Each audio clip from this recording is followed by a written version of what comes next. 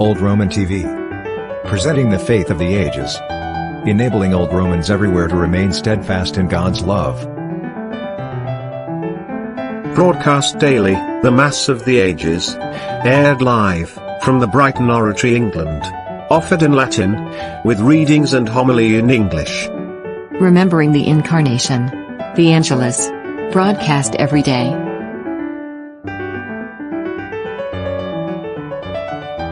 The Holy Rosary, recited daily online, uniting Old Romans around the globe in prayer with our Blessed Mother Mary.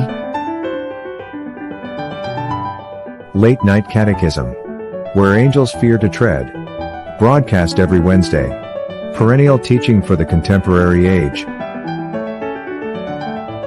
Contra Mundum, Against the World, insightful commentary on issues affecting Christians in the 21st century, aired every Friday. Every Saturday, Old Romans Unscripted. A weekly review and discussion of church headlines in the news, by Old Roman clergy from around the world. Old Roman TV. Presenting the same faith today, as yesterday, for tomorrow.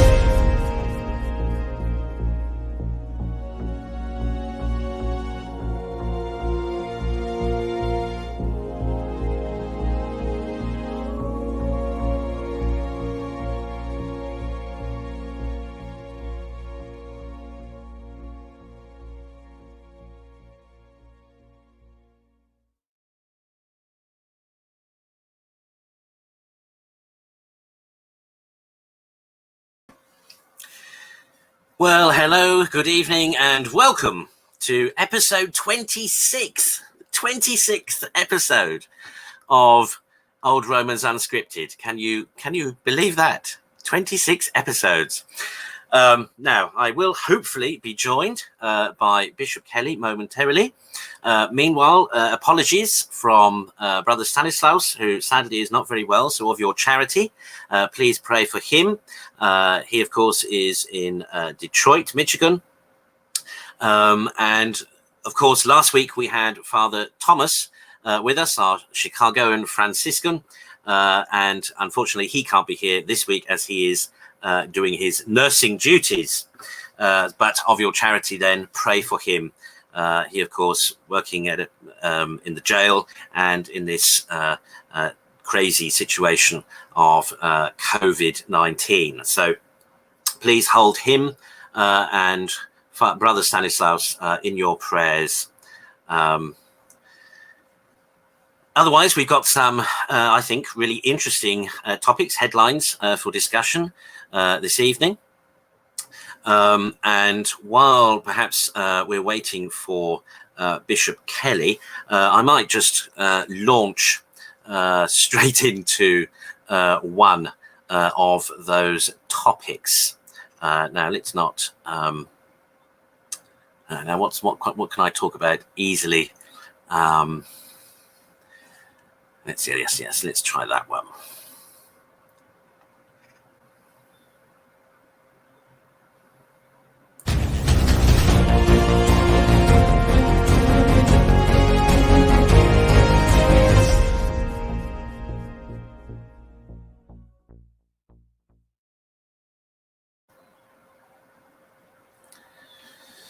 Okay, so this cropped up in the news this week. You may have seen it, you may be aware of it. A campaign and a petition to stop Amazon from selling t-shirts with slogans like "Let's make Down syndrome extinct." Now, the whole scenario about this really is quite shocking and quite appalling.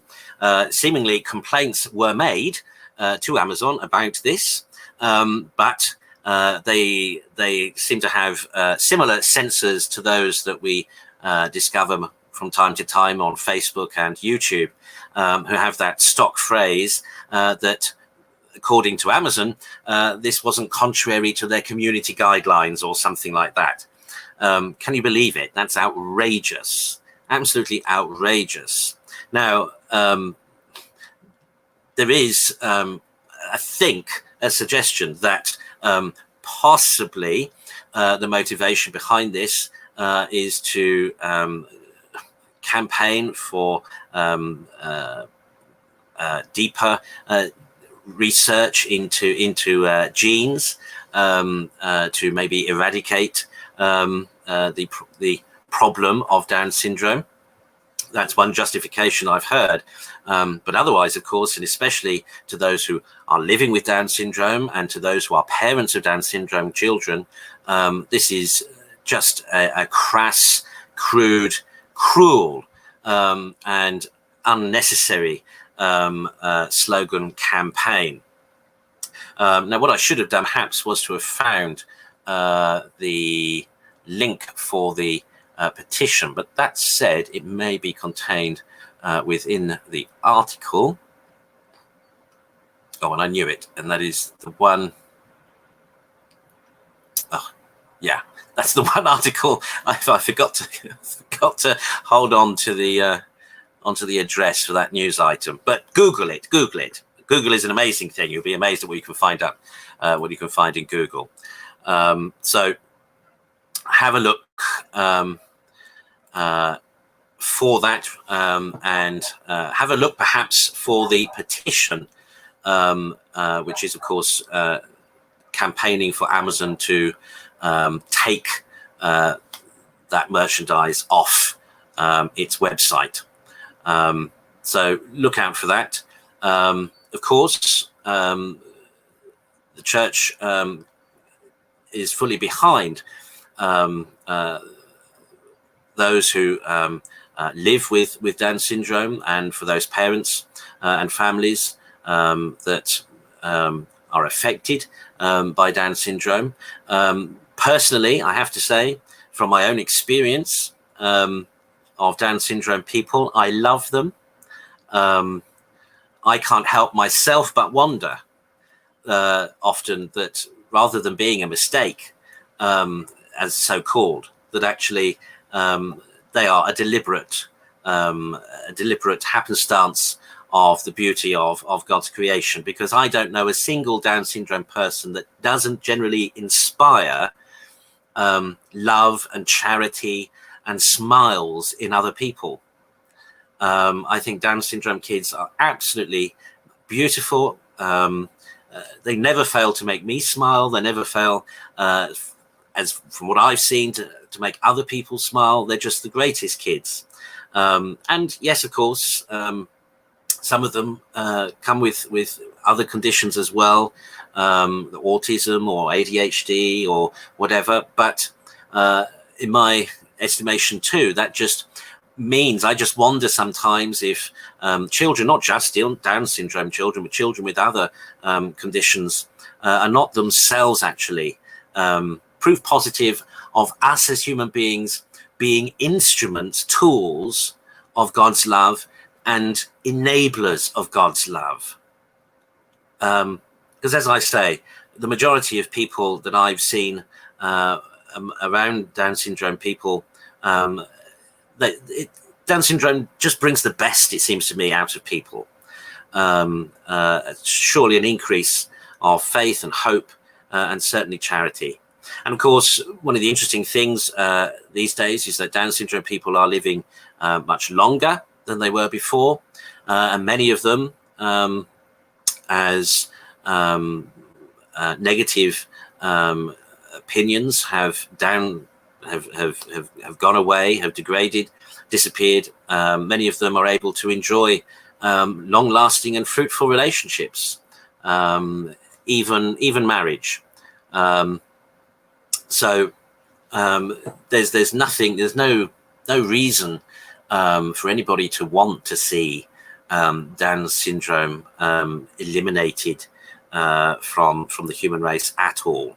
Some of you may remember, I think it was maybe 2 years ago, a Down syndrome chap addressing the United Nations,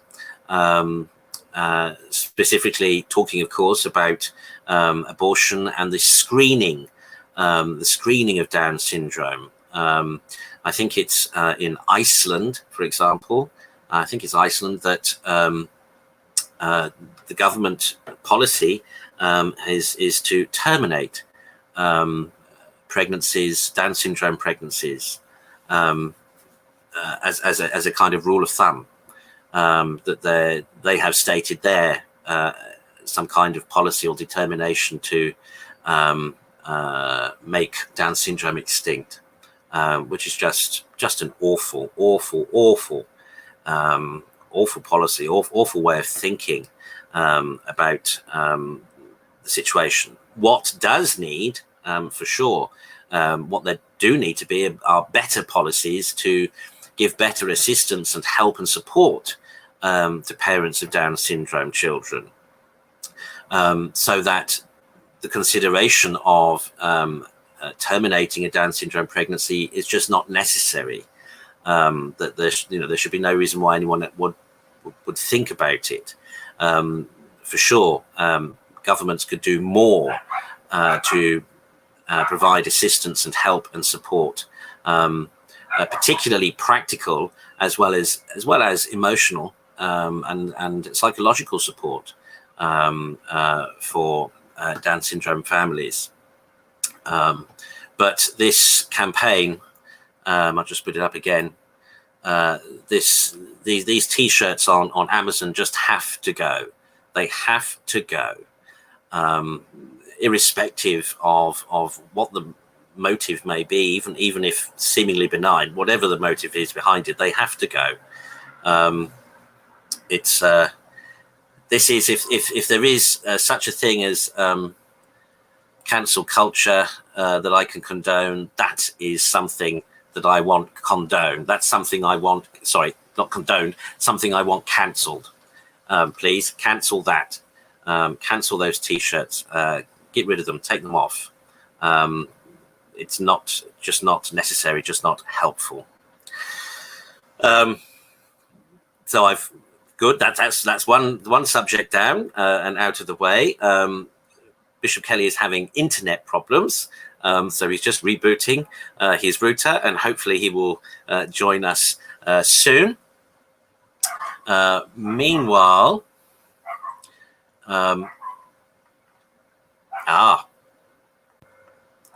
looks as though he's appearing now. Right, bear with me 1 second.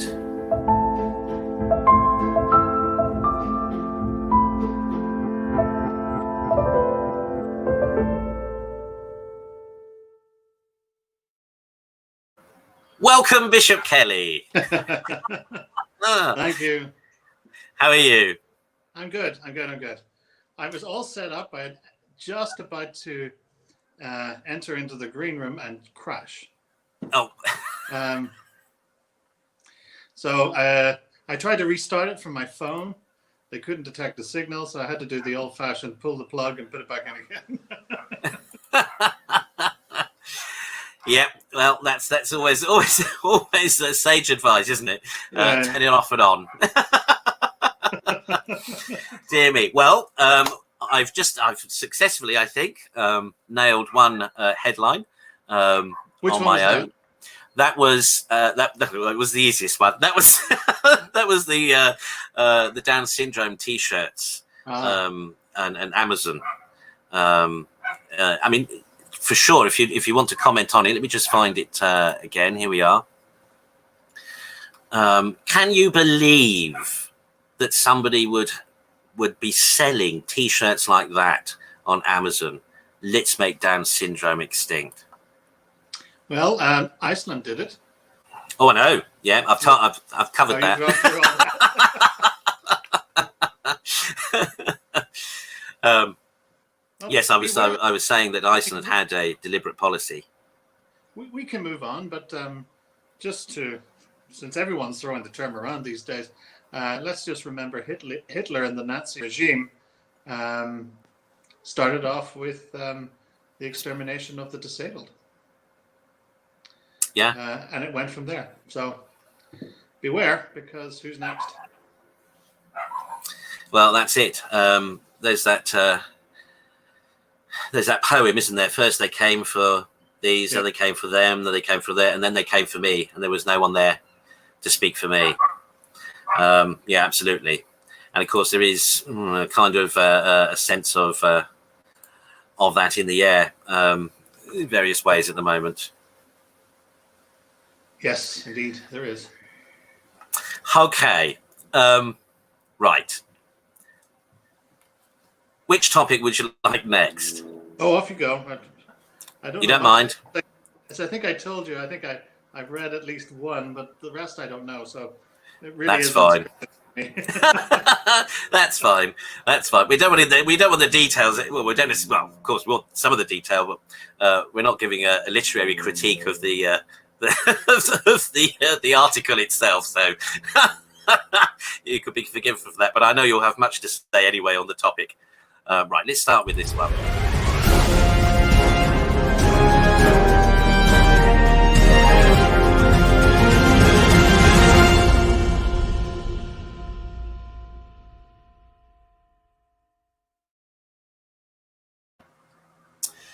So, Archbishop Cardinal of San Francisco is to hold a massive Eucharistic procession, I believe this weekend, to protest the mayor's crackdown on worship.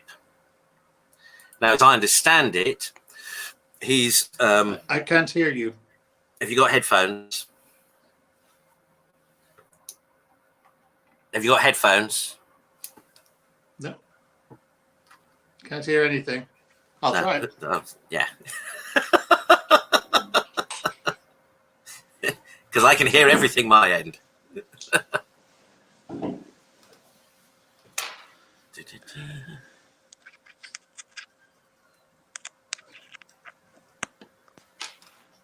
So while Bishop Kelly's getting ready, let me try to leave and come back again.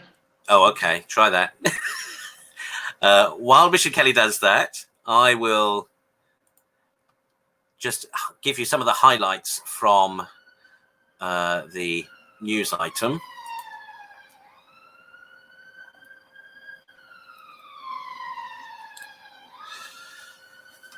San Francisco's Archbishop has blasted the city's newest coronavirus restrictions as being uniquely punitive to believers and is asking Catholics to join Eucharistic processions this Sunday that will eventually process together as a public witness of faith to press civil authorities to free the Mass. Archbishop Cardinal said that under the arbitrary and inconsistent new measures released by the mayoralty on September the 14th, believers are being singled out for uniquely punitive treatment, and the time has come to push back. So the mayor's norms still forbid any indoor gatherings in houses of worship. You're allowed no more than 12 people to live stream a service, and they have restricted outdoor gatherings to a maximum of 50 people, which is an increase from the 12 that was previously allowed. The mayor does allow private prayer, but only for one person at a time in the religious building.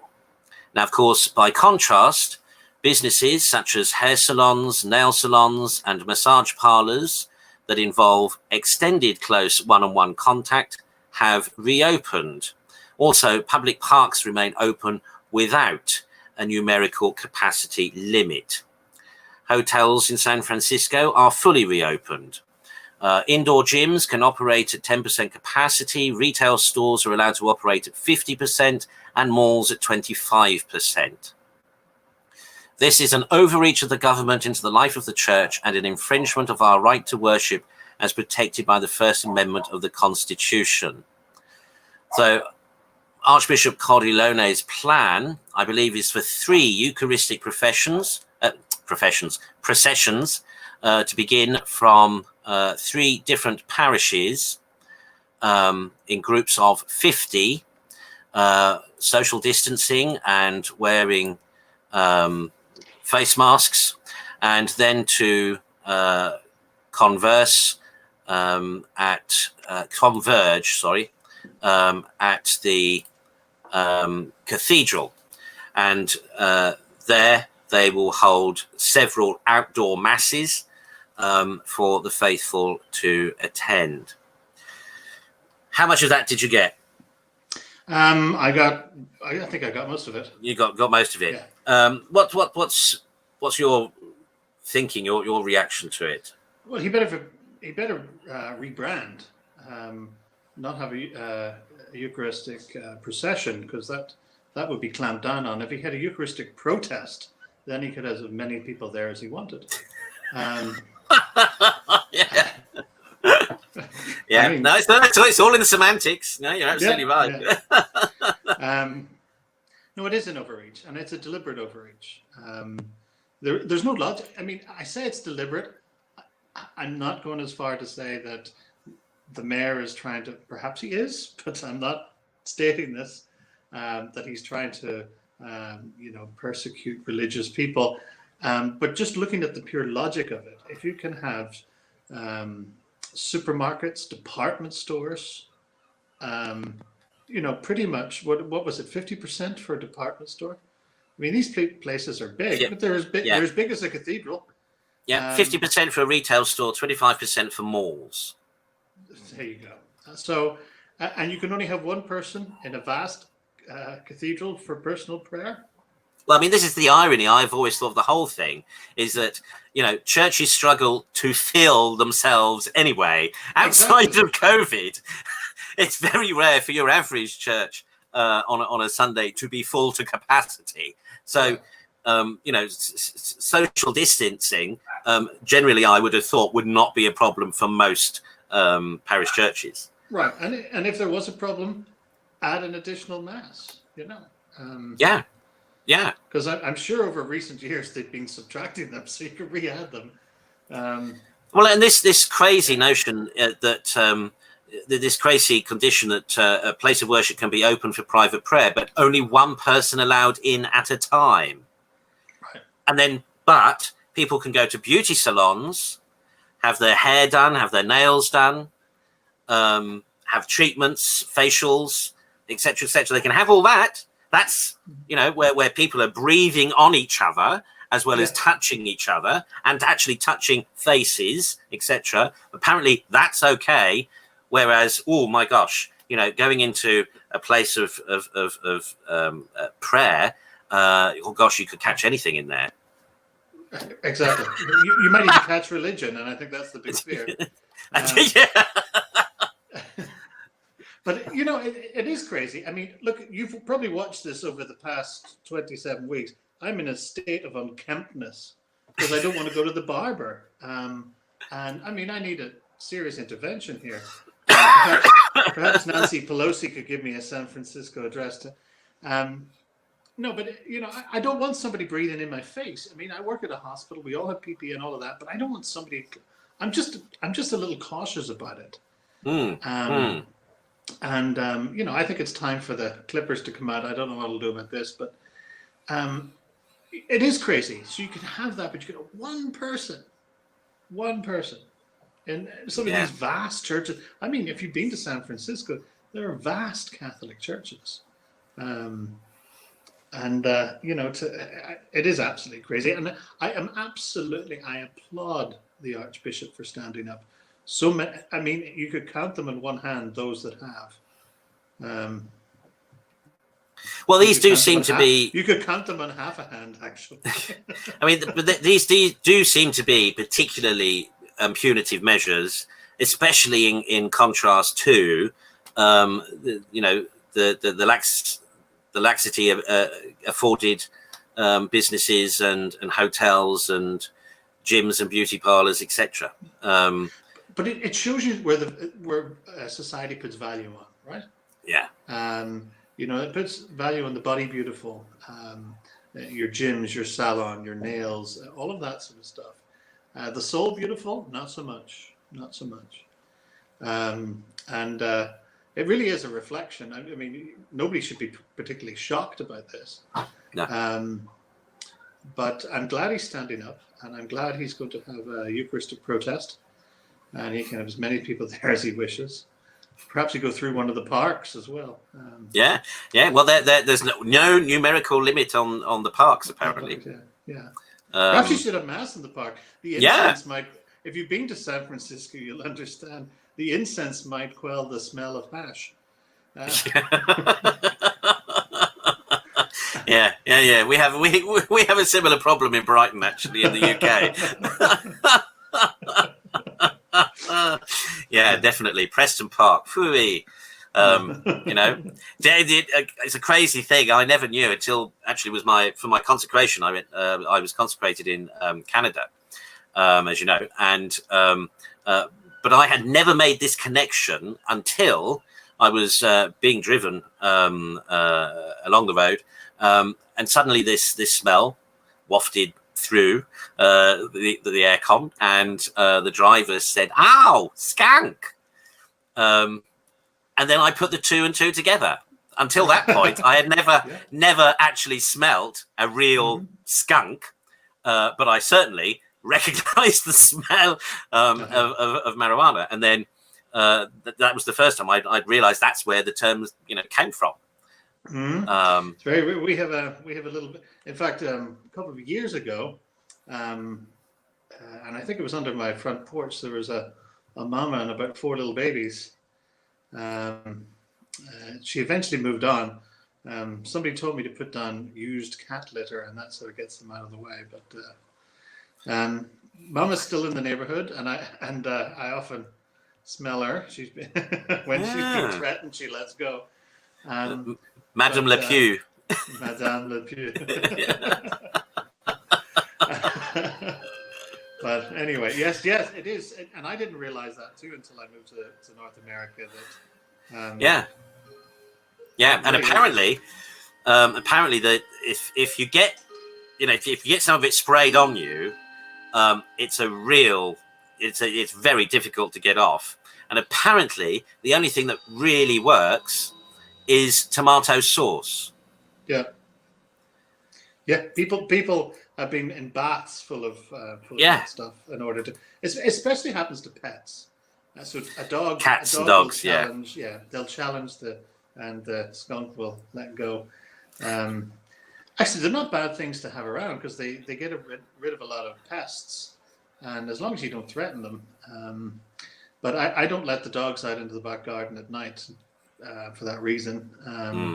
When it's dark. And I sort of rattle my keys going from the garage to the house just to let them. They only turn around if they're startled. They don't know I'm coming. but they'll walk away. They don't move very fast, but they'll lumber away when they're aware of you. But if you startle them, they'll turn and let you know they're there.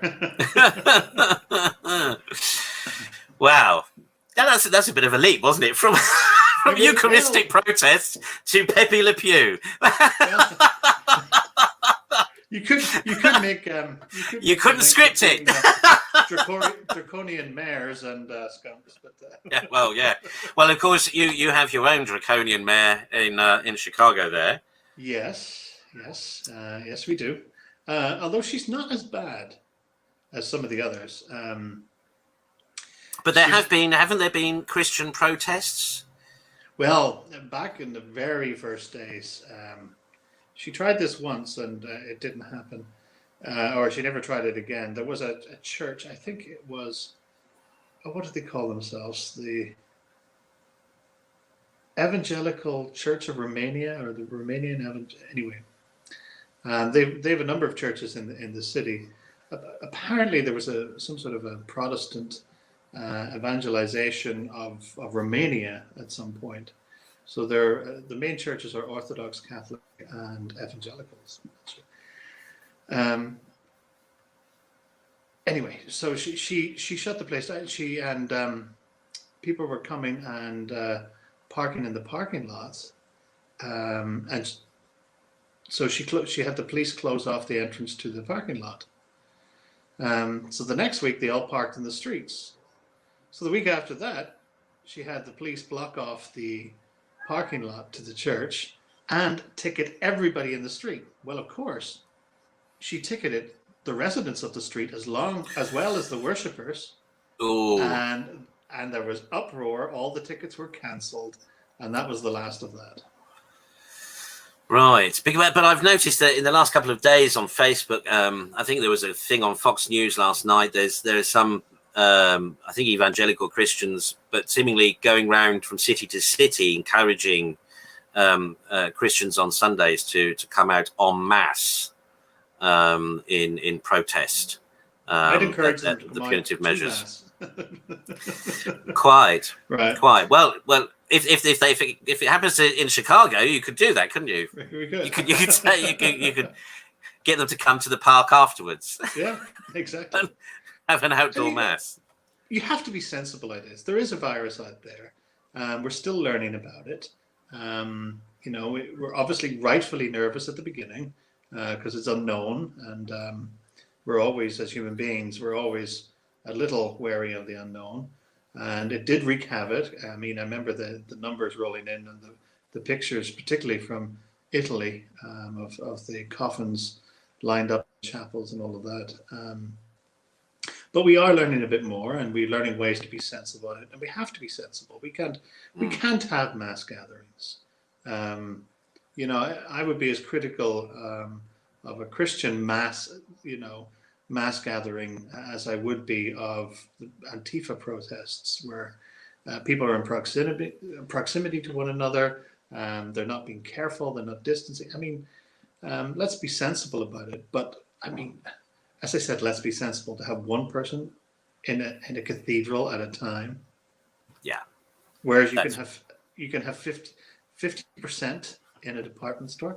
I mean, I don't know if you've been to these American department stores, but that's a lot of people. Yeah, they're huge. Yeah, that's crazy. Okay, right. Let's move on to our next topic.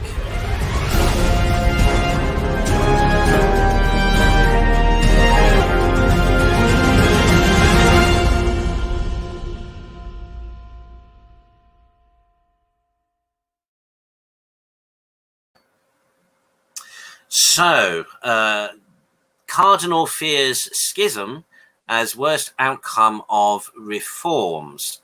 Now, this appeared in the tablet and itself originates from Germany, of course. And Cardinal Rainer Maria Wölki, I think that's how you pronounce it, Archbishop of Cologne, fears possible schism over Church German reforms. He has warned that the Synodal Path reform project could lead to a German national church. He says the worst outcome would be if the Synodal Path leads to a schism with the Universal Church. Speaking to Germany's Catholic news agency, he continued, that would be the worst thing if something like a German national church were created here. I mean, I think at least for the last 2 or 3 years, if not more, people have been opining of a possible schism re-Germany, or the Synod of German bishops from Rome.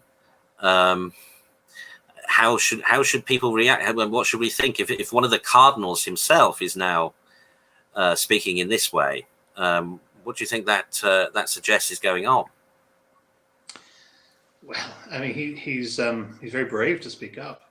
There are not many German bishops of that mind. The majority is in favor of this synodal process.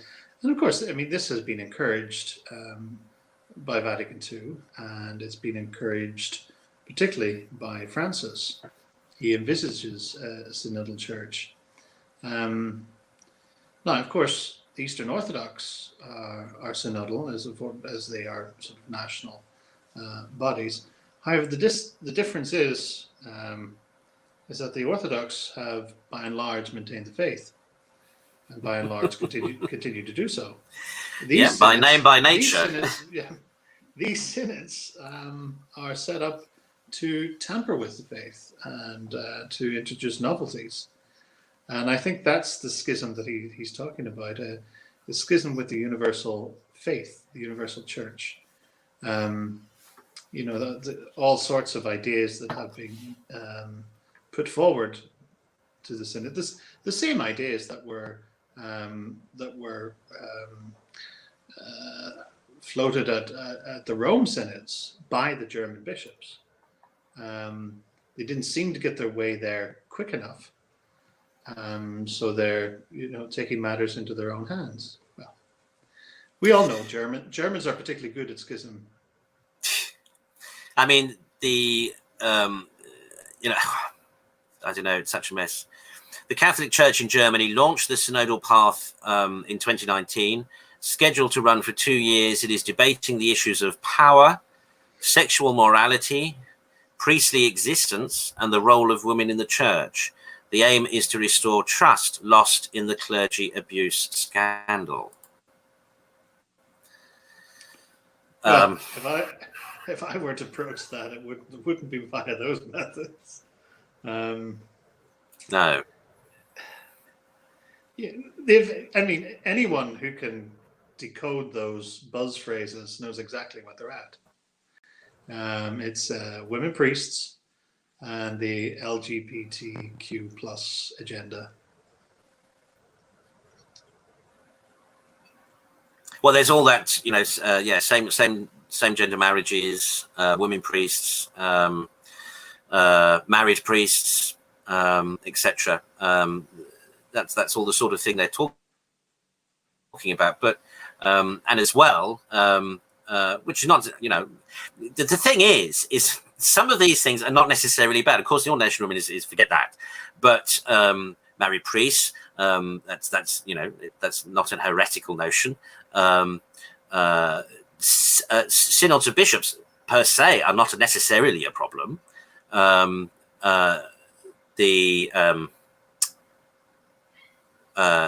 issue of sorry, what am I trying to say? I think what I'm trying to say, actually, what I'm really trying to say is that these various issues are not actually the problems that they need to address. No, they're not. Re-getting their house in order. What they need to address, and where trust needs to be restored over the clergy abuse scandal crisis, is they need to get proper reporting procedures in and protocols. They need to get objective and independent agencies involved in terms of in terms of handling the reporting of possible cases, the handling of those cases, the adjudication of those cases, etc. That's what they ought to be looking at.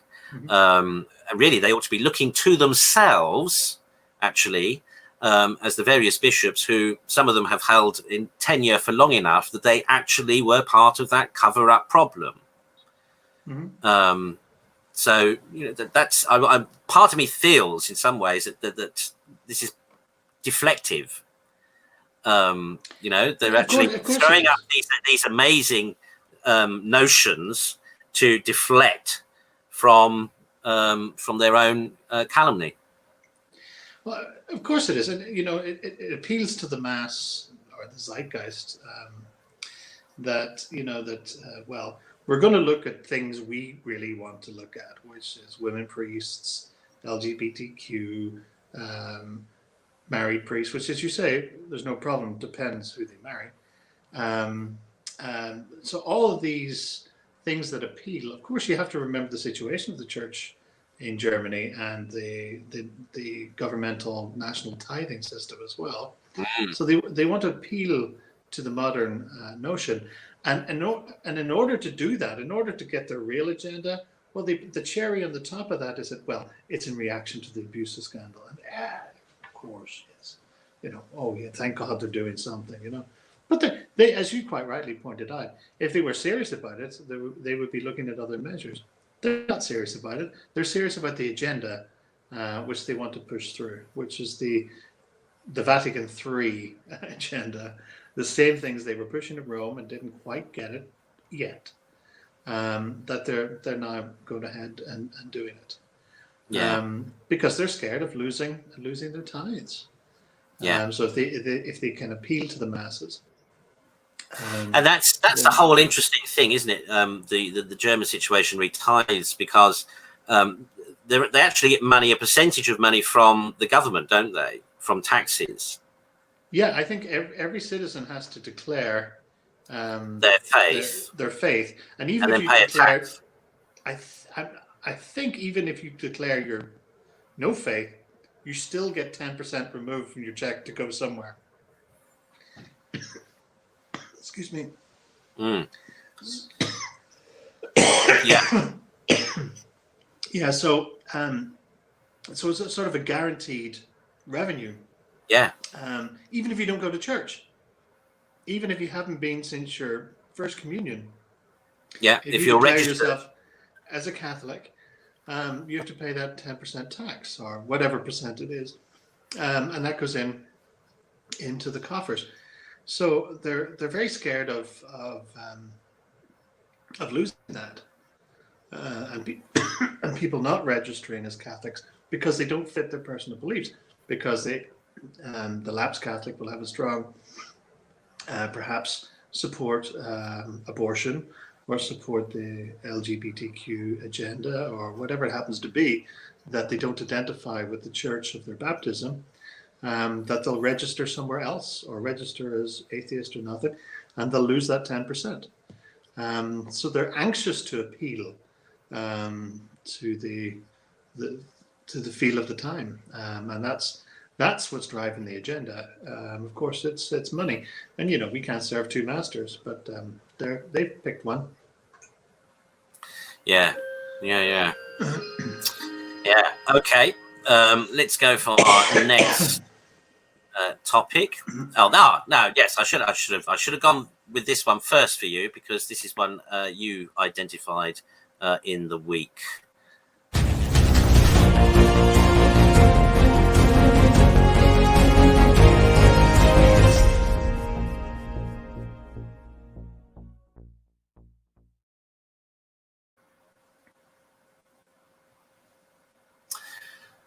So, the Pontifical Academy. Now, it must be said first off. So, despite the picture, know that the PIETÀ itself has not actually been touched. So, the actual statue, the actual sculpture, has not itself been touched. Instead, they have touched up a photo of it. But nonetheless, a fresh wave of outrage. This has provoked as a doctored image of Michelangelo's Pietà portraying Jesus as black, ostensibly in support of the Marxist Black Lives Matter movement. Catholics, as well as secular art lovers, blasted the Vatican for blasphemy, Philistinism, and race baiting, accusing the august pontifical body of manipulating art for politics after it tweeted the picture on Saturday. Now, you, of course, Bishop Kelly, are our resident art historian, and of church art particularly. But you, this story resonated with you such that you put it into our bin for discussion. What are your thoughts? Yeah, I mean, it's well, of course. I mean, not sure how to approach this from what angle, but the sort of from the 20th century, I mean, there's always been a fine line between art and politics, but certainly in the 20th century, as the century went on, it became to be the dominant reason for making art. So you've got Pablo Picasso's Guernica, which is a very highly political painting, and it goes on and on from there. So after the sort of the Impressionist movement, you move into, and then modernism, of course, becomes highly political statement. And so, I mean, this is absolutely political.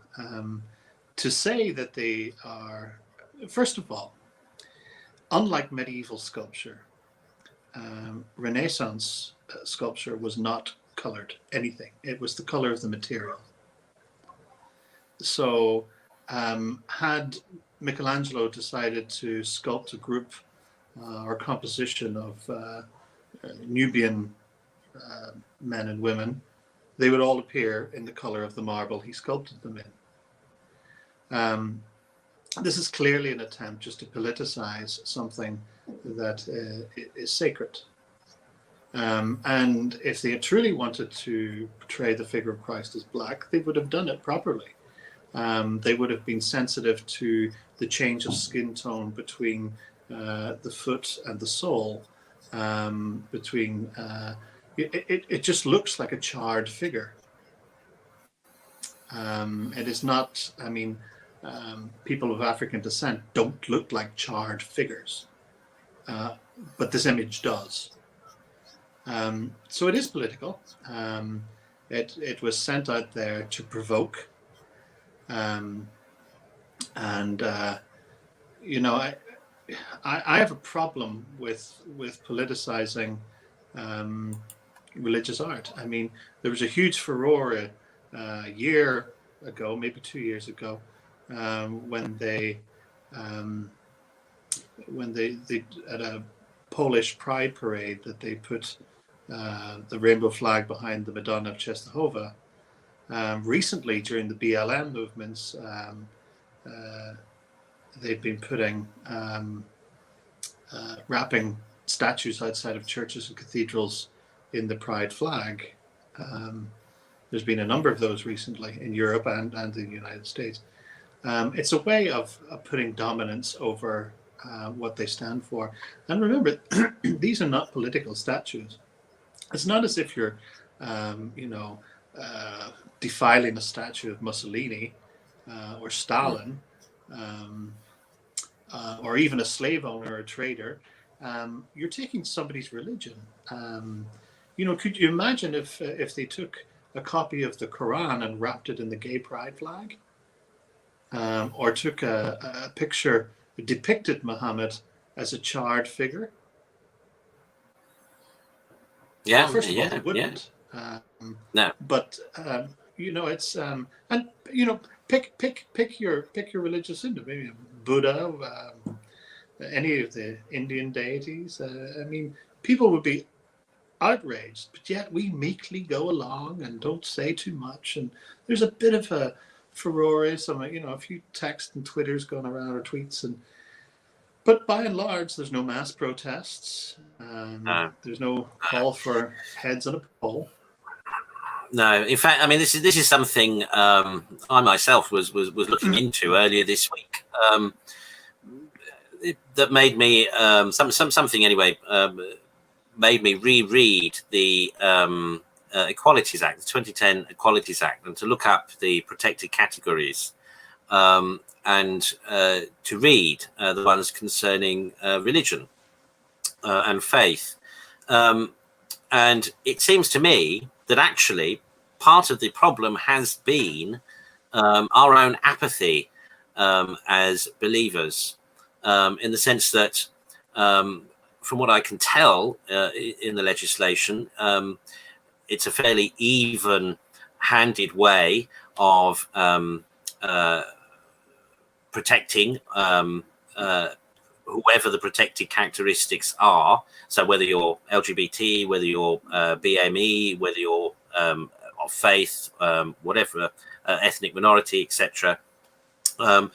there's you know, the way the Equality Act is written itself, it's quite even-handed between what it proposes to do to protect and to serve those protected categories. And that got me thinking. So, because then I thought, well, how is it then that we always come off so badly?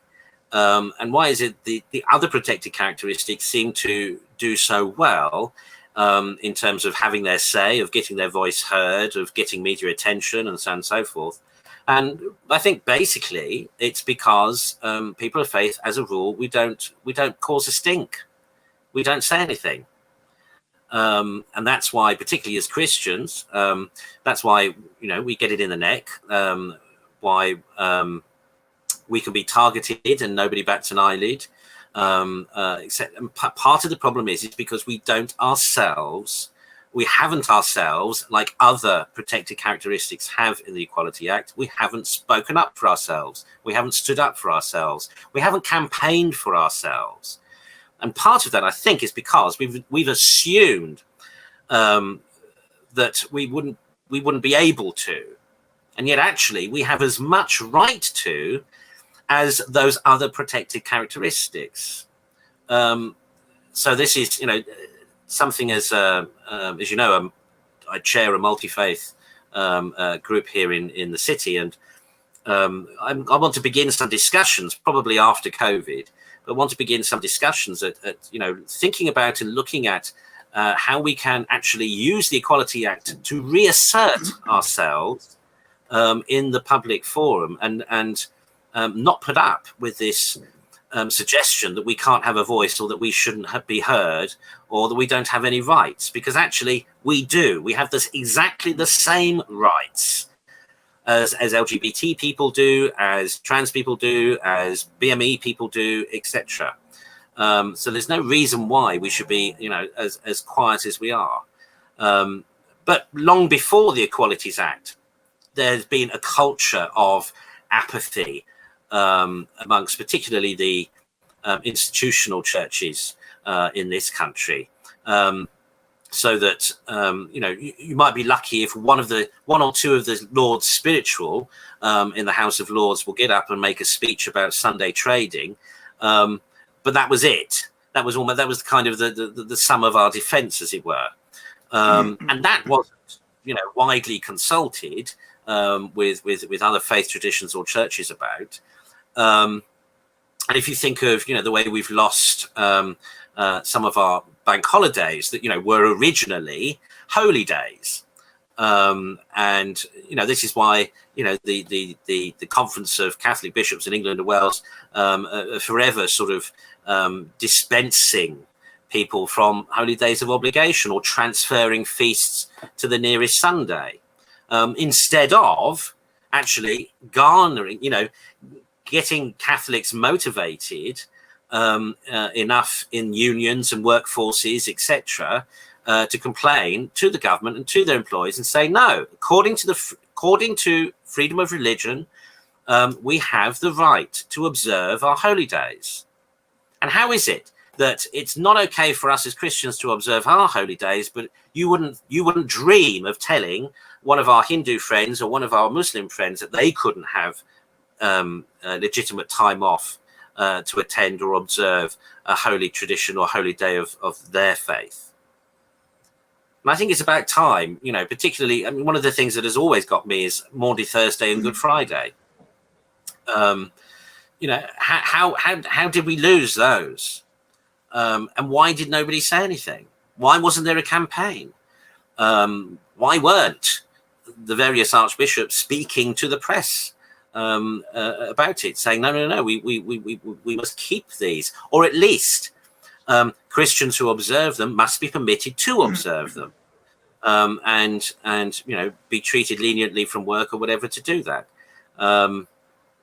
It's you know, it's something that for a while has been, you know, sort of on my radar, and there was something this week, I can't remember what it was now, that caught my eye about protected categories under the Equalities Act that made me look into it again. You know, we as people of faith, that includes Christians. It's not all BME, it's not all ethnic minorities, it's not just, faiths of other ethnicities. So it's not just Muslims, it's not just Hindus, it's not just Buddhists, it's not just for the Coptic Orthodox, etc. All of us, all people of faith, are a protected categoristic under the Equalities Act, and we deserve, all of us, to be treated with respect, including our culture and our beliefs. So in the same way that people would not dream, well, sadly the Labour Party used until very recently, but whereas most people would recognize anti-Semitism as being something we do not condone, well, likewise, Christianophobia should be something that is recognized that people should not condone. It's not right. Christians in the workplace, in the public sphere, should not be told to be quiet or to shut up or whatever. They have as much right as anybody else to air their opinion, to share their opinion, and to vote as they deem fit. That people always go on about this church and state business. Well, sorry, but people of faith and Christians, we pay our taxes too. We're not exempt from taxes. We are citizens just the same as everybody else is. So our right, our vote, our opinion matters, and matters as much as anybody else's does. And so, to our viewers, particularly in the UK, it's time we stood up for ourselves. And especially where we feel persecution, where we feel, the Home Office just last year commissioned a commission. Forgive me, I can't think of the terminology, but anyway, that reported back that the levels of persecution globally have reached genocidal proportions. Now, the Holocaust was an awful thing. The fact that 6 million Jews were exterminated in gas chambers and everything else was a terrible thing. But do you know that more Christians were martyred for being Christians in that 20th century than any other faith? And we're talking millions. And likewise in this 21st century. And that is now reaching genocidal proportions. And that's been partly because of the Gulf War and the Iraqi War and Daesh and ISIS and so on and so forth. But, here in the West particularly, most people wouldn't know that Christian persecution had reached genocidal proportions because nobody talks about it. Nobody talks about it. I mean, even that commission report from the Home Office, it hit a couple of headlines for a day, and that was it. Otherwise nobody talked about it. And when you think of the various incidents that have occurred in very recent years, and think of the non-level of outrage that they have provoked, for example, the Easter Sunday bombing in Sri Lanka. For about a few days, it was in the news, but got nothing like the attention did of the mosque in New Zealand with the shooter. There were not people marching in vigils and holding peace vigils and prayer vigils all around the country and outside city and town halls all over the world for persecuted Christians. No one stood up. No one wanted to pray for those First Holy Communion children who were blown up. And yet, forgive me, but by comparison, by contrast, just for a few dozen people that were shot, not all of whom died, one mosque halfway around the world, everybody's out. Everybody turns out. But when it comes to Christian and Christian children being blown up on Easter Sunday, nada. It's time that we as Christians asserted the rights that we have. The rights that we have. This is what, bless him, Archbishop Cardinal is doing in San Francisco.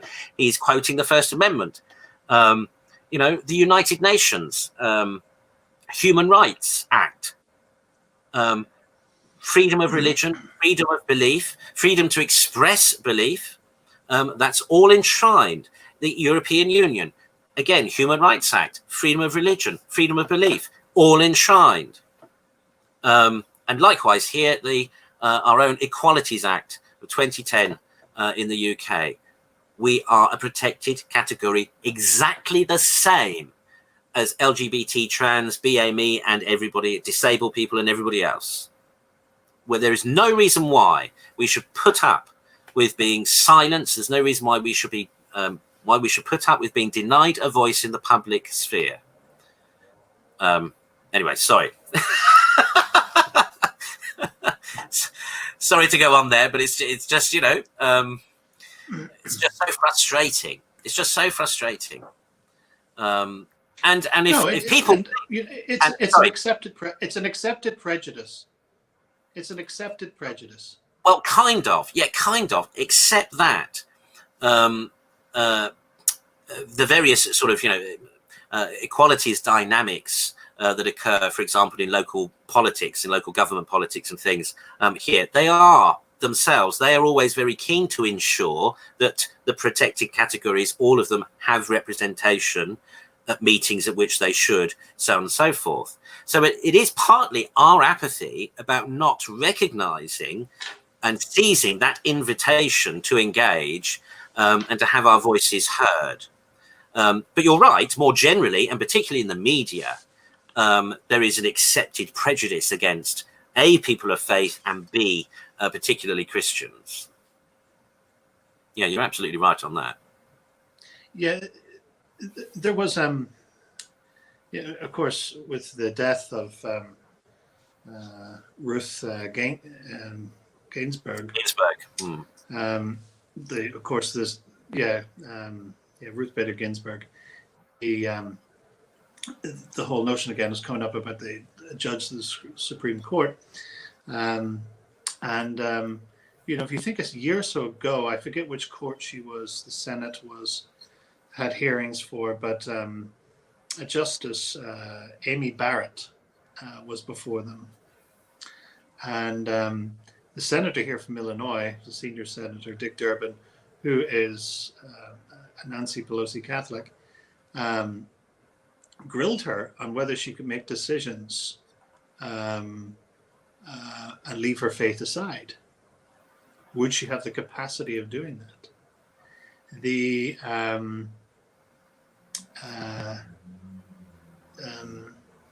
other senator,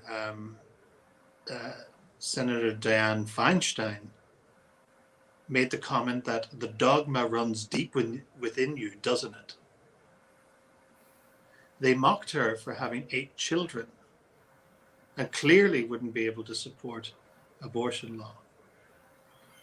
They would not dare do that to a Muslim who would have similar morals in those areas. They would not dare. You know, imagine a senator saying to a Muslim candidate, a female Muslim candidate for a court position, that the Quran runs deep within you, doesn't it? Yeah. It just wouldn't happen. No. It wouldn't happen. And you're right, we need to stand up for ourselves. Yeah. I mean, I think as Christians, we think we're the majority. We are a minority. I mean, yes, you may have baptized Christians in England, you have an established church, but actual believers, we're a minority. Yeah, no, but even the Church of England does not have that many baptisms anymore. It really has got really quite bad. The situation here. And I'm just putting up some of your comments, Mark here. Sadly, the number of Christians who care about feast days is minuscule. It is now, and you know what? And that's in part because of the attitude and the apathy of the hierarchy. That's in part because bishops and archbishops have behaved as if they didn't matter. Because by transferring them to the next Sunday or dispensing the obligation of this, that, and everything else, they have undermined our own culture. They have undermined the praxis of our own faith. They have made people think that holy days don't matter anymore. Holy days of obligation don't matter anymore. It's as well as it being, as well as there being a kind of general apathy anyway. Part of the reason for that is because of the bishops who year upon year have watered down observances, watered down the discipline of the sacraments, etc. It's the bishops who have told people, oh, well, we can't have a bank holiday anymore, so don't worry. So if you can't make the feast, don't worry about it. Or we'll give you, we grant a general dispensation, so you dispense from it. Or we'll just transfer it to Sunday. And that has gradually, as that message has gone out, year upon year, it's eroded people's appreciation for and understanding of the Church's discipline in this regard. Do you still have the Epiphany as a feast day in the United Kingdom? Or England and Wales? On Sunday. They always move it to Sunday. Ah. Yeah, always move it to Sunday. We have, I think there are two dioceses here in the United States that still keep it on the 6th, no matter where it falls. And there's a prime example of one, because the Epiphany was a bigger feast traditionally than Christmas itself. Yeah. And you have all sorts of traditions around it. In Ireland, it's called Little Christmas or Nollaig na Man, Women's Christmas. You have, the French with the cake that they bake with the various things in it, all sorts of, and certainly. Once you move that, Three Kings in Spain. Yeah. Yeah. Yes, and all the wonderful traditions around that too. Well, just thinking about... Once you lose that, you start peeling away at the culture. Yeah, like 12 Days of Christmas. When did they disappear? The only reason that Christmas excels, the only reason I think that Christmas itself survives is because it's a commercial feast. It's a feast of mammon. Yeah. Otherwise, that would have gone by the way too. It would be as insignificant for the general populace as Easter. The only reason they like Easter is because they can have a chocolate egg and a day off on Monday. But to be honest, that's why they like Christmas, because they get presents. Well, that's right. That's my point. My point is the only reason it survived is that it's because it's a commercial feast, Yeah, and it's all kind of it's cozy and sentimental and all of that rubbish as well. Nostalgic. That all pertains still. Crazy. Right. Let's squeeze in one last topic.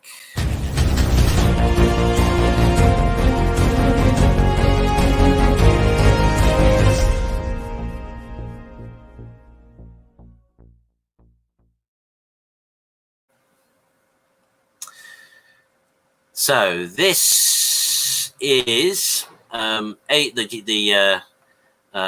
HBO, the television channel, program maker, etc., is producing has produced a new film called Unpregnant, which is aimed at young adults. And is due to be released on the channel soon. Here is a précis issued by HBO Max on their own website. In Unpregnant, 17-year-old Veronica never thought she'd want to fail a test, that is, until she finds herself staring at a piece of plastic with a blue plus. With a promising college-bound future now disappearing before her eyes, Veronica considers a decision she never imagined she'd have to make. This never-taken-lightly decision leads her on a 1,000-mile hilarious road trip to New Mexico over 3 days with her ex-best friend, Bailey, where they discover sometimes the most important choice you'll make in your life is who your friends are. So it's just trivializing. I can't hear you. I can't hear you. Oh, have you tried the volume on your phone? Let me drop off and come on again. All right, okay. Okay. Now, some of you may remember that last week we looked at Cuties, which was released on, has been released by Netflix, a supposed kind of film documentary, basically about child abuse. And of course, that caused a bit of an outrage, quite rightly. Apparently, they were hit quite significantly in the stock market earlier this week, losing billions of pounds in a day. It has to be said that they apparently recouped that fairly quickly by the end of the week. But nonetheless, the impact of people withdrawing their subscriptions from Netflix because of QT, which was, basically a film about the child sex trade, depicting 11-year-olds. Now, HBO, following suit with this teenage pregnancy story, which they've, by the sounds of it, turned into a kind of Thelma and Louise type cover,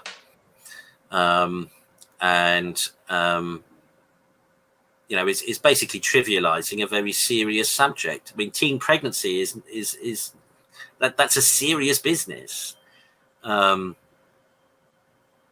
mean, as Father Tom and I reflected last week, quite frankly, we should not be encouraging teenagers to have sexual intercourse. We just should not.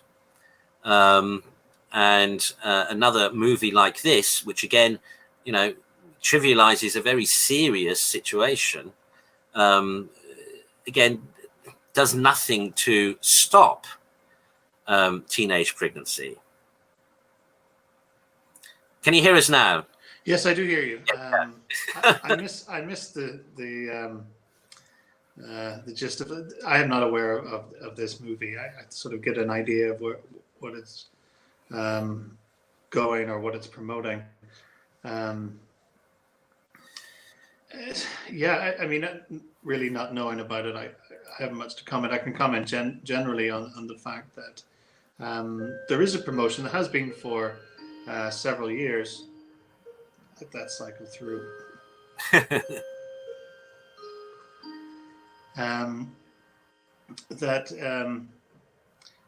It's a sort of it is, as you said, to trivialize pregnancy. If you find yourself pregnant, it's all right. There are ways of dealing with it. We'll take care of it. And unfortunately, it's not just the frightened teenager. Although I think they're less frightened now because they know that the solution has been promoted so far so much that they know they can take care of it. It's not, oh my God, how can I tell my parents, etc. And in fact, in some states here in the United States, if they go to an abortion clinic and they're underage, they don't need to report to the legal guardian. They don't need to inform them. They could just take care of it without that. So it is part of that, that life is cheap and disposable, and nothing should get in the way with you living your truth and your life to the fullest. I mean, it really is you are your own God. There's nothing insurmountable to you being you and doing what you want to do, no matter the consequences. I mean, society's gone that way anyway. But to promote it to young people and let them know that that this is the way that we do things now. It's very sad and utterly destructive. Not, of course, of the baby in the womb, but you're destroying a teenage life. I mean, the teenage years are difficult enough as it is, and a struggle to get through without heaping that on it. And it sets a course of how you're going to behave and react to situations in your adult years. And when or if you do decide to have a family, the values that you'll pass on to those children of yours who have survived your womb. Yeah. I mean, again, not meaning to trivialize, but this did catch my eye. This is by Babylon B, but it's actually making our point, but in a satirical way. New Netflix movie. Remember, guys, this is satire. New Netflix movie actually murders puppies to teach that murdering puppies is bad. The movie is just 2 hours of puppies being brutally murdered on screen, sending a powerful message to the viewer about just how bad puppy murder is. From getting shot and stabbed to being run over with a steamroller in the inspiring climactic scene where a puppy is dropped into a volcano, the movie unequivocally and powerfully shows the brutal reality of puppy murder. Now, just just change the words to abortion, or change the words to sex slavery, or change the words to prostitution, or just sexual promiscuity. That's what they're doing. I think that was in reaction to the Netflix movie Cuties. That's right. Have these 11-year-olds writhing around in all sorts of sexual ways. Yeah, which they tried to claim was, to point out how bad things are. Yeah, well, that's. I remember saying to a friend of mine, who I'd actually gone through the chaplaincy program with. I think it was. I think the Supreme Court had allowed gay marriage, and I said to him, I said, well, what do you think? Well, okay, now they've got that. What's next? Oh no, it was. Well, I was telling a story. I was at a table, and I had said, that now they got that, they'll push the trans agenda. And sure enough, that came to the fore. Something that was fairly quiet before that. And I was speaking to my friend then. I said, that I'd mentioned that. Sure enough, the very next day, there was a headline in the New York Times about trans rights. And I asked him, I said, well, now after the trans agenda, what's next? And he goes, child sex. Legalizing it, normalizing it. Well, already 3 years ago, there were TED Talks by so-called academics who were advocating on behalf of paedophiles. Saying it's studies show it's a natural condition, it's blah blah blah, using all those same arguments that people use for everything these days. Because it's natural, it's okay. No. Yeah, and sure enough, just recently, just during COVID, I mean, under the radar almost, but in the media nonetheless, I've noticed an increase of similar TED Talks and articles advocating for a more socially appreciable or acceptable position concerning paedophilia and paedophiles themselves. Yeah. It's sick. Yeah. No, unfortunately, he was right. I said, no, God, no, that'll never. He was right. And we're seeing it. We see it with movies like this, teenage pregnancy, which you had to get pregnant somehow. Do we know the age of the father? The Cuties movie, which they try to dress up as the puppy movie, is really just exploitation. And yeah, I mean the woman who wrote the story that the movie was inspired by she wrote her book deliberately with the intention of exposing it as a serious issue, etc., etc. But what they did with it, with the movie, she was very outspoken about in condemning and saying, you know, this is not portraying what my book was trying to expose. And the shame of it is that, you know, again, many people don't realize that child sex slavery is a really big problem. I mean, here in the UK, it is a big problem. Child sex slavery. You know, the media don't report on it, but you will be shocked at the statistics. Some of you, of course, may remember a few years ago the Rotherham case with the gang that have been prostituting women and young girls. And people were staggered at the figures, the numerical figures that were coming out, the statistics from that. But it all been kept under wraps. It all been kept secret until, of course, it went to court and went to trial, and then the media finally caught on.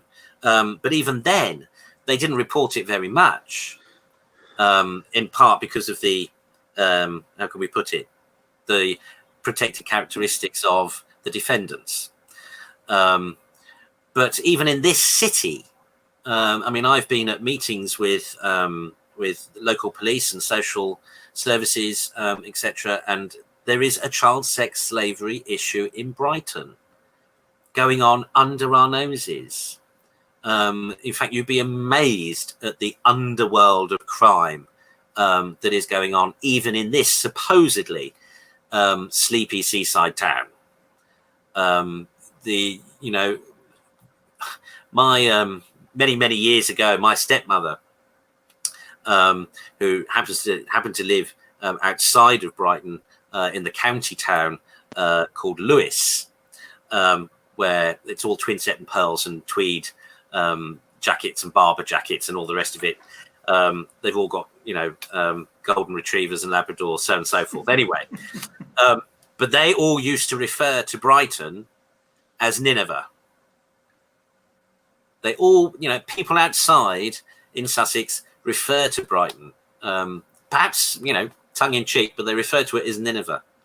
And that's part of the reason why I came here to establish a mission, because there is so much to do.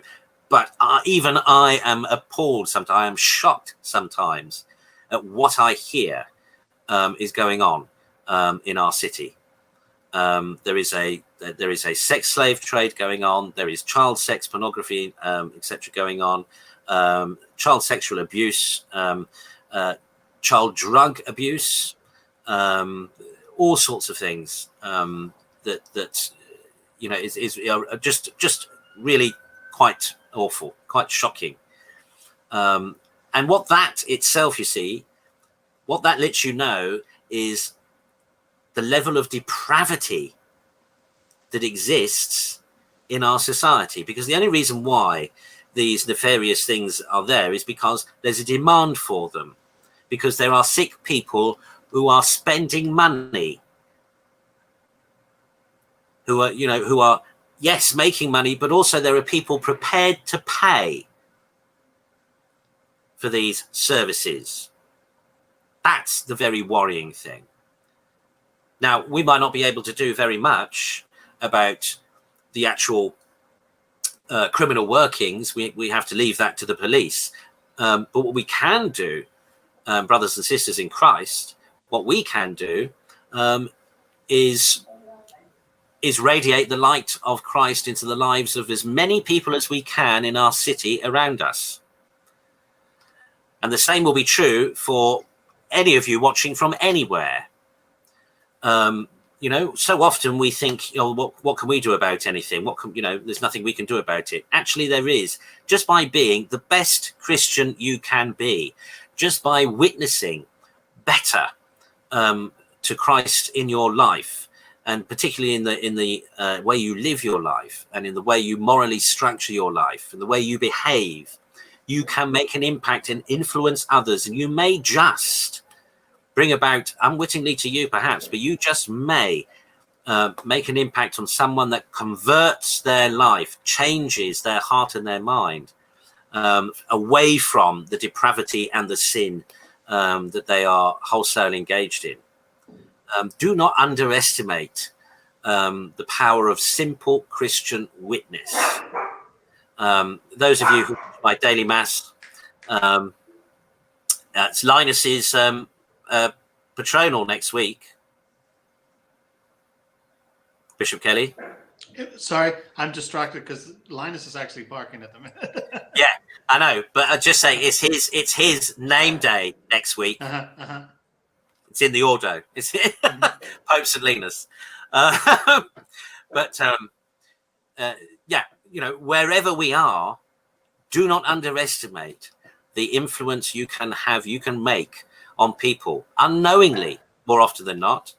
But if you know, if people know you are a Christian, and if people can see the good life that you're living and the good way you live your life, you just may prompt, you just may provoke somebody who is enthralled to sin and depravity. You just may shake them out of it. You may just provoke them to seek help and get out of it.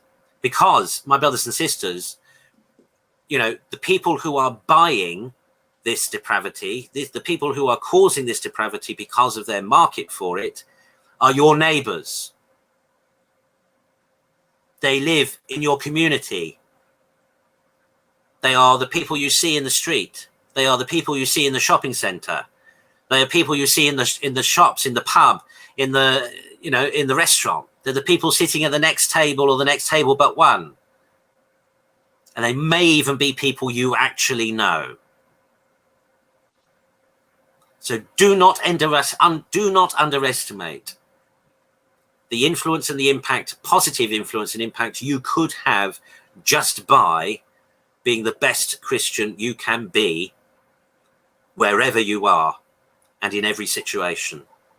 Because you just may provoke somebody's conversion, and that may just save another person's life. That might make all the difference for a child enthralled to sex slavery or drug trafficking or whatever. You know, remember, my brothers and sisters, cause and effect all the time. Cause and effect all the time. You can have and you can make a difference. You know, anyway. No, I quite agree, and it's part of what we were saying before, is stand up there, ask your manager for that holy day off. You know, make sure you go to church, even if it's being transferred. Find yourself a traditional parish that still keeps the original feast. You know that this is often attributed to St. Francis, but there's no evidence he said it. You know, preach the gospel always. Use words if necessary. But it's exactly what you're saying. By your Christian witness, that people will know, people will see that. And remember, that's what converted the pagan Roman Empire. It was the witness of the Christians. It was their willingness to die for a belief.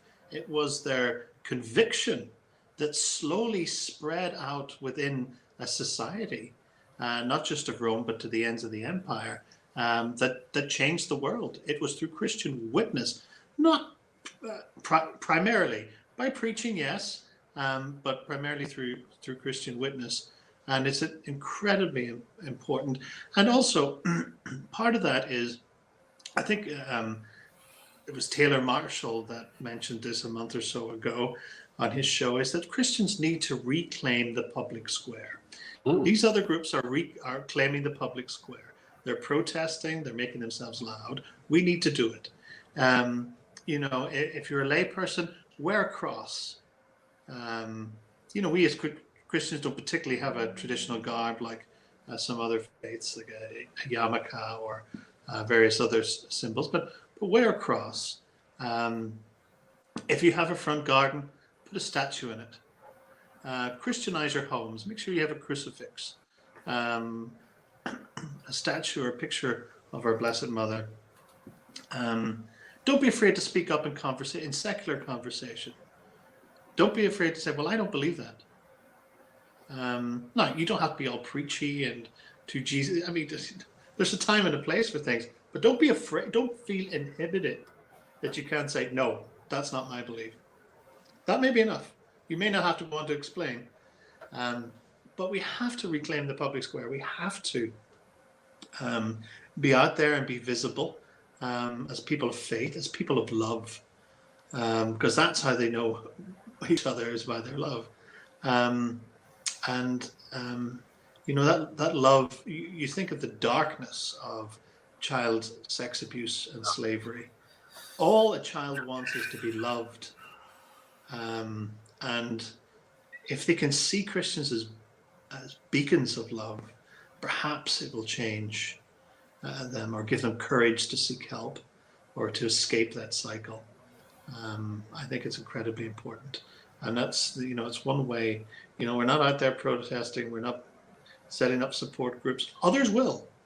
But what we can do at the very least is live our Christian life to the fullest. I completely agree with you.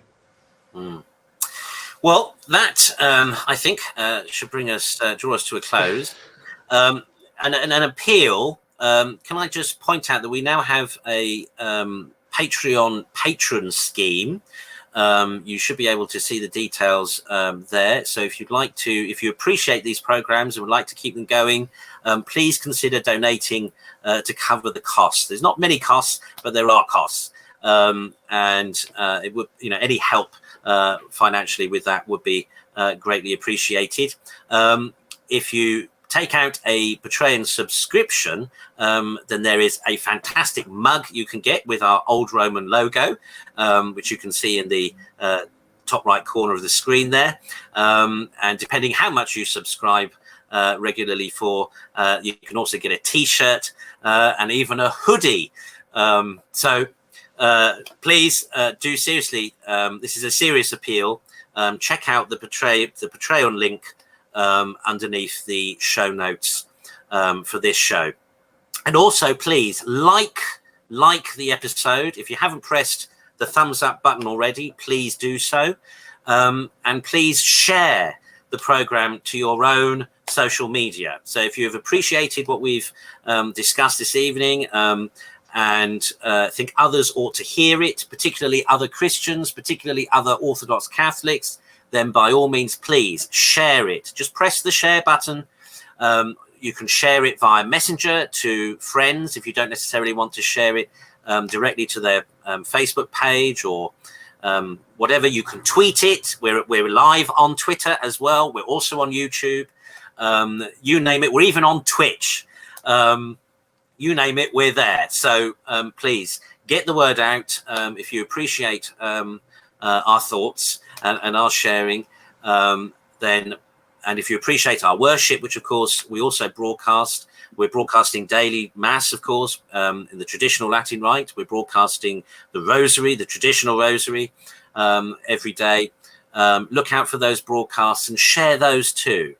And, you know, encourage people, especially with the Rosary. We're deliberately doing that to enable people all over the world to come together in one moment in the day and be able to pray together and be able to share intentions with each other for prayers.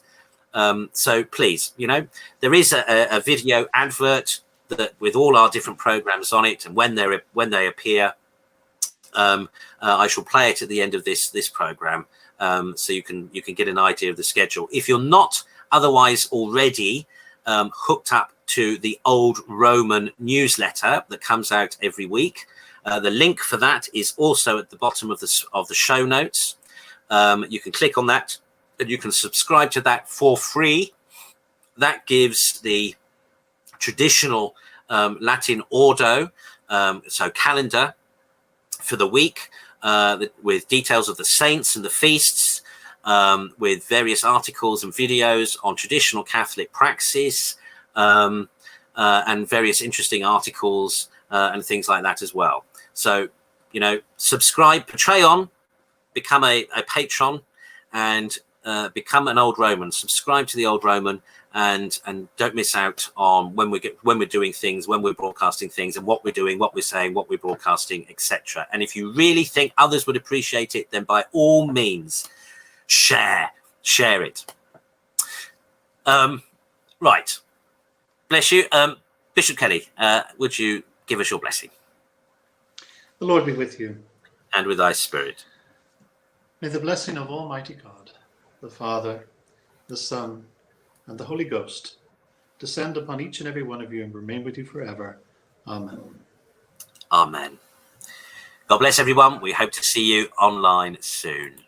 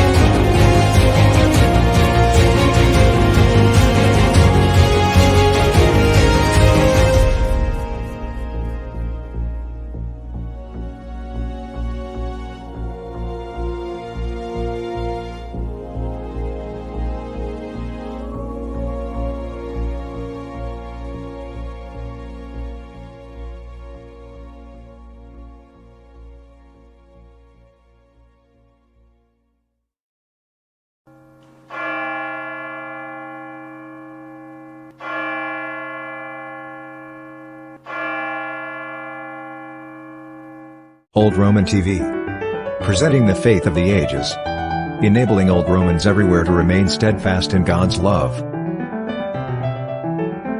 Broadcast daily, the Mass of the Ages. Aired live, from the Brighton Oratory, England. Offered in Latin, with readings and homily in English. Remembering the Incarnation. The Angelus. Broadcast every day.